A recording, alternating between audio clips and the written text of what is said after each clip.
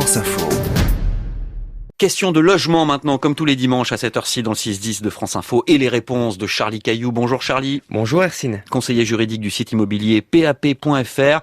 On parle ce matin de crédit immobilier parce que les conditions d'accès à ces crédits pourraient bien se compliquer dans les mois qui viennent. Oui, alors on va commencer par quelques explications. Le Haut Conseil à la sécurité financière, le HCSF, c'est une autorité présidée par le ministre des Finances dont la mission est de vérifier que les banques accordent les crédits avec sérieux à des ménages qui auront la capacité de rembourser.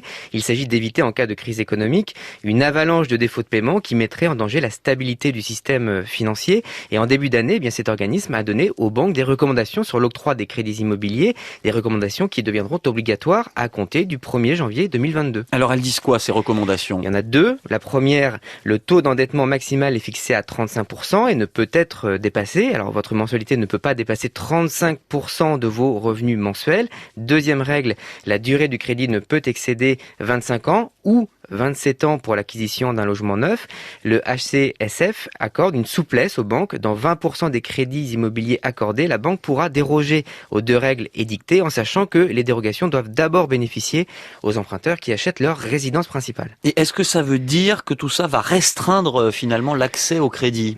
En réalité, les banques ont commencé à appliquer ces règles depuis le 1er janvier 2021 et du point de vue du HCSF, le bilan est déjà positif. En juillet 2021, seuls 20,9% des prêts accordés par les banques dérogeaient aux règles fixées par le HCSF. Or, la production de crédit à l'habitat, observée en juillet 2021, est historiquement la plus importante pour un mois de juillet, à 20,4 milliards.